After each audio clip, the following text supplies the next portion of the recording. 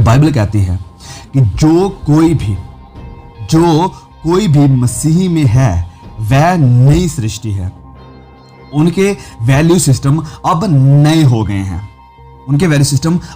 गए हैं। ये पुरानी सोचें, पुरानी चाहतें, पुरानी पसंद जो कि खुदा के खिलाफ जाती थी, वह सब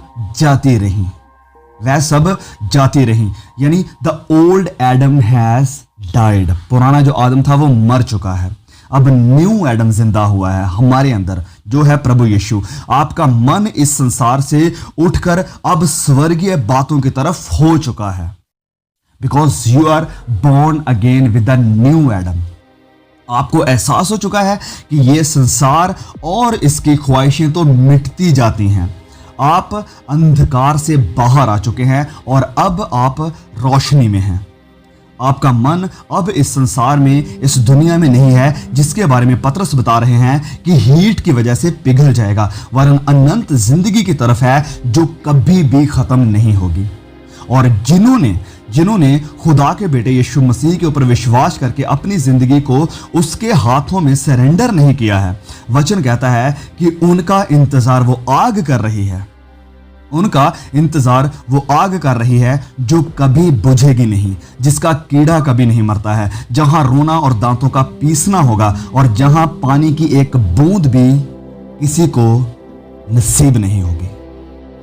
जब हम पढ़ते हैं 2 कुरिन्थियों अध्याय 6 वचन 14, 2 कुरिन्थियों अध्याय 6 वचन 14, यहां पर लिखा है कि अविश्वासियों के साथ आसमान जुए में ना जुतो, क्योंकि धार्मिकता और अधर्म का क्या मेलजोल, या ज्योति और अंधकार की क्या संगति है। कुछ लोग बिजनेस या मैरिज के बारे में ही समझते हैं जब बात आती है इस वचन में, इस वर्ष की, लेकिन इट्स मोर देन दैट। ये शादी बिजनेस के से भी ज्यादा बढ़कर है। धार्मिकता और अधर्म का क्या मेलजोल है, वचन कहता है यह ज्योति और अंधकार की क्या संगति है। यहां बात हो रही है विश्वासियों और अविश्वासियों के साथ संगति, फेलोशिप, इसके ऊपर ध्यान दीजिए।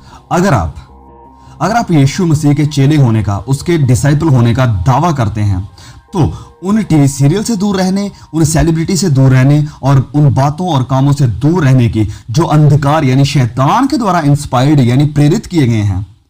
पौलुस कह रहे हैं कि उनसे प्रभावित या इन्फ्लुएंस्ड मत होना, प्रभावित मत होना, जो काम शैतान के द्वारा, अंधकार के द्वारा, अधर्म के द्वारा इंस्पायर किए गए हैं, जो आपको परमेश्वर से दूर लेकर जाते हैं, जो आपको परमेश्वर से, उसकी संगति से दूर लेकर जाते हैं और उसके वचनों से दूर लेकर जाते हैं। धार्मिकता और अधर्म का क्या मेलजोल, या ज्योति और अंधकार का क्या संगति है। हम कठिन समय में हैं, इसलिए बी वेरी वेरी केयरफुल कि आप किसके साथ संगति कर रहे हैं, कि आप मोबाइल के ऊपर किसके साथ संगति कर रहे हैं, लैपटॉप के ऊपर किसके साथ संगति कर रहे हैं, कि आप क्या सुन रहे हैं, कि आप कौन सी शिक्षा के साथ प्रभावित होते जा रहे हैं। और इन कठिन समय में आपको, मुझे, हम सबको उन प्रीचर्स और प्रॉफिट्स से भी सावधान रहना होगा जो मसीह यीशु के नाम से आते हैं, क्योंकि हर एक प्रॉफिट सच्चे खुदावन यीशु मसीह की तरफ से नहीं है, जैसे हमने ऑलरेडी पढ़ लिया है 1 यूहन्ना अध्याय 4 में। हर एक आत्मा परमेश्वर की तरफ से नहीं है।